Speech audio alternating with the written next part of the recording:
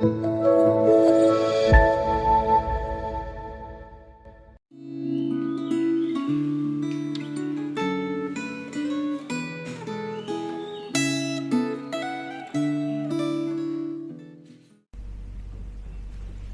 sejahtera, Jemaat GKY dimanapun saudara berada.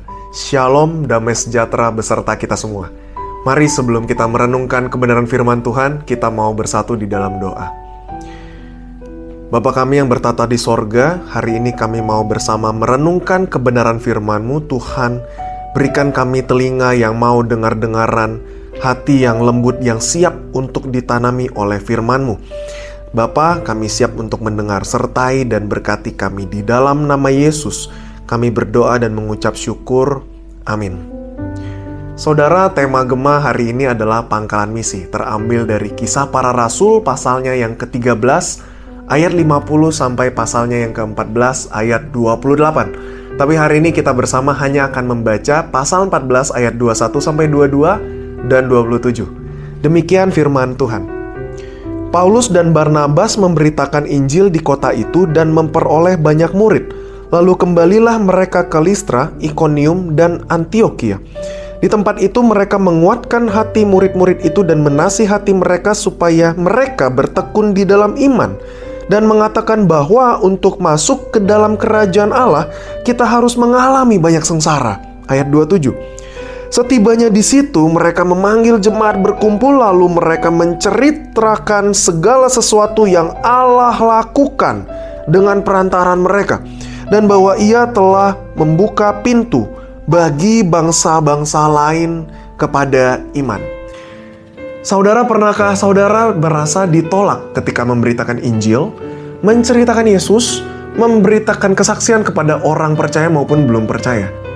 Penolakan adalah salah satu hal yang kalau kita pikir-pikir menjadi faktor bagi kebanyakan orang sebagai alasan untuk tidak memberitakan Injil. Lebih baik kita menghindari konflik, lebih baik kita disukai semua orang, lebih baik tidak menimbulkan pertikaian dan menjadi sahabat bagi semua orang. Pemberitaan Injil menjadi sebuah pelayanan yang tidak mudah, bukan? Ketika Paulus dan Barnabas menasihati jemaat di Antiokhia dengan berkata bahwa untuk masuk ke dalam kerajaan Allah, kita harus mengalami namanya banyak sekali sengsara. Mereka sebenarnya tidak sedang mengarang cerita dan memberikan opsi sebuah jalan kemudahan di dalam menjalani iman Kristen mereka. Rasul Paulus dan Barnabas juga menghadapi kesulitan yang sama, saudara. Ketika di awal pasal 13, Gereja Antiokhia mengutus mereka untuk memberitakan firman ke bangsa-bangsa lain. Ada dua hal yang kita bersama bisa lihat di sini. Yang pertama adalah respon orang banyak terhadap Injil. Sebagian orang Yahudi yang mendengarkan pemberitaan Paulus dan Barnabas, mereka bersikap terbuka dan menerima berita Injil tersebut. Sedangkan sebagian lagi mereka menutup diri mereka.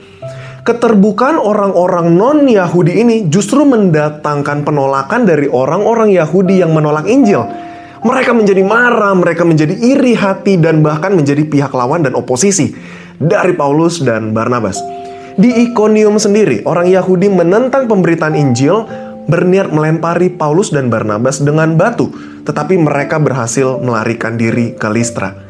Yang kedua, respon orang banyak terhadap mujizat dan juga tanda-tanda. Mujizat tanda sebenarnya bersifat untuk meneguhkan Injil, tetapi mujizat dan tanda juga bisa disalahpahami. Ketika Rasul Paulus menyembuhkan orang di Listra, masyarakat menjadi salah paham dan menganggap Paulus dan Barnabas sebagai dewa. Barnabas dianggap Zeus, Paulus dianggap Hermes.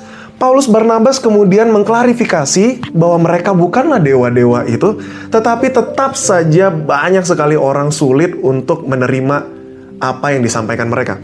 Kemudian situasi menjadi sangat kacau, saudara. Orang Yahudi dari Antiokhia dan Ikonium yang tadi menolak pemberitaan Injil, kemudian datang memprovokasi massa menjadi marah, melempari Paulus dan Barnabas dengan batu. Bahkan pasal 14 ayat 19 dikatakan seperti kondisi orang yang sudah mati. Maka Paulus dibiarkan tergeletak di luar kota. Tapi puji Tuhan, Paulus dapat kembali bangun dan melanjutkan perjalanan misi ke Derbe. Di Derbe mereka memperoleh banyak sekali murid. Lalu mereka kembali ke Listra, Ikonium, Antiokhia untuk memberikan laporan tentang perjalanan mereka. serta informasi tentang pokok-pokok doa yang diperlukan untuk pelayanan misi. Saudara, setelah begitu panjangnya perjalanan pelayanan Paulus dan Barnabas, banyaknya sekali cerita suka dan duka yang telah mereka alami. Dari kita sudah melihat respon pendengar yang mau memberi diri bertobat, hingga pendengar yang menolak, bahkan melakukan penganiayaan, pemfitnahan. Kita perhatikan apa respon Paulus dan Barnabas ketika mereka sampai di gereja yang mengutus mereka di Antiokhia. Dikatakan setibanya di situ, mereka memanggil jemaat berkumpul. Lalu apa? Lalu mereka menceritakan segala sesuatu yang Allah lakukan dengan perantaraan mereka. Dan bahwa ia telah membuka pintu bagi bangsa-bangsa lain kepada iman.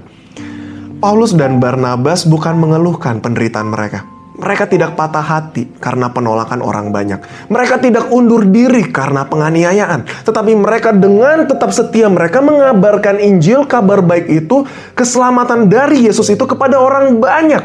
Kepada bangsa-bangsa lain.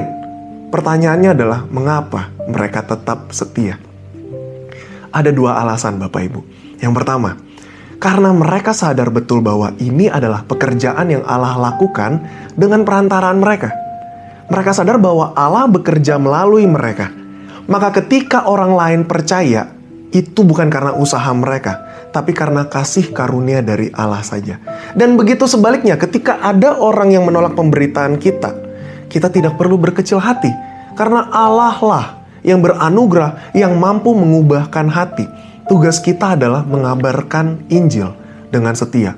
Alasan kedua, karena mereka sadar bahwa iman mereka, keselamatan itu bukanlah untuk diri mereka sendiri, tetapi juga untuk bangsa-bangsa lain yang belum mengenal Kristus dan karya keselamatannya. Gereja Antiokhia di Syria adalah gereja pertama yang mengutus misionaris untuk perjalanan misi.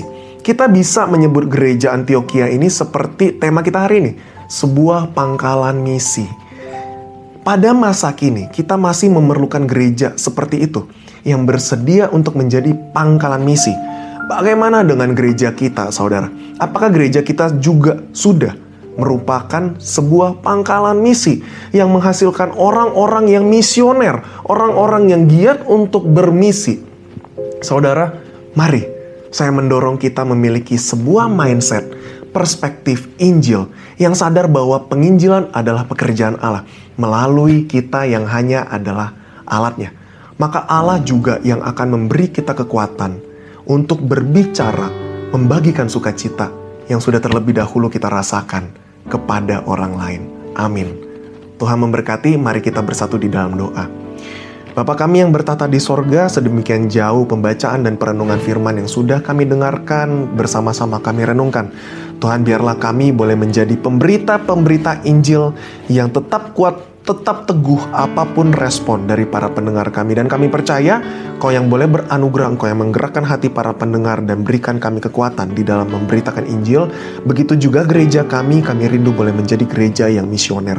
Hanya di dalam nama Yesus kami berdoa dan mengucap syukur. Amin. Tuhan memberkati.